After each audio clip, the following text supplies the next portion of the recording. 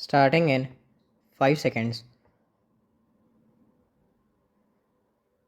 Sir, with regard to the family planning program of the Government of India, it is true that our government and our country have been perhaps the pioneers in respect of taking advantage of the World Health Organization expertise and assistance in regard to family planning program, and that in the last several years one cannot ignore some of the good sides of the achievements of the family planning program.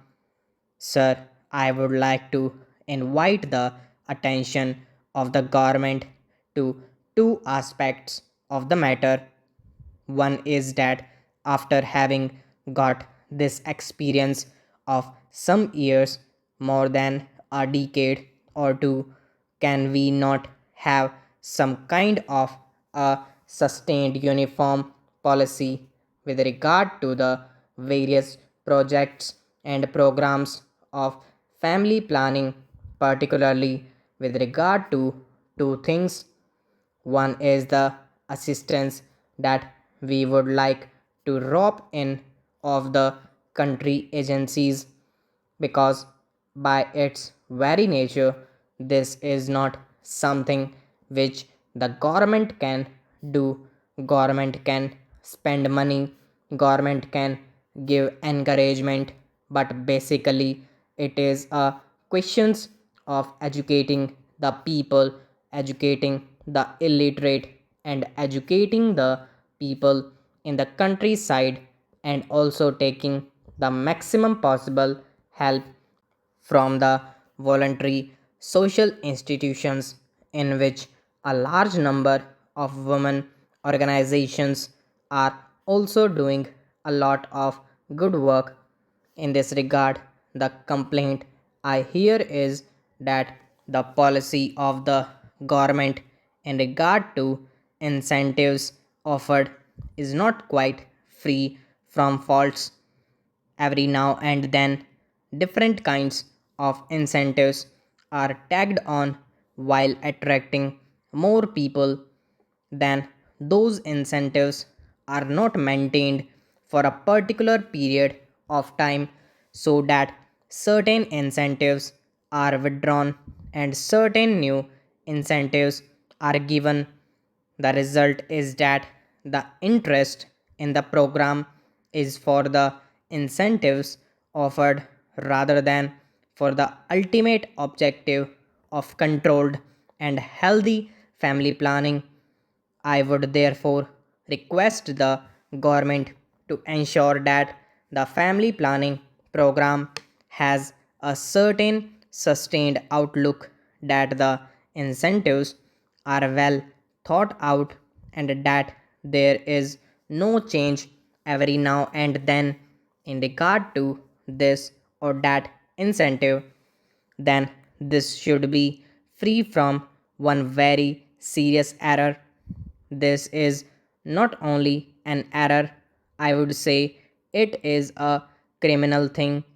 In the name of operations, a large number of old people, children, and boys are also booked into the whole thing because they get some extra financial incentive. Now I come to demand about the freedom fighters.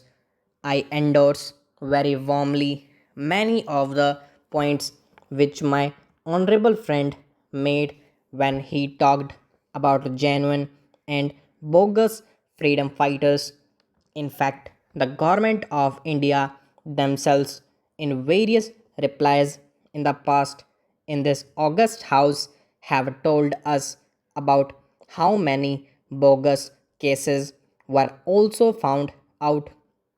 Here, we must remember that to some extent, we, the elected members of state legislature and parliament, are also responsible for giving false information or false certificates.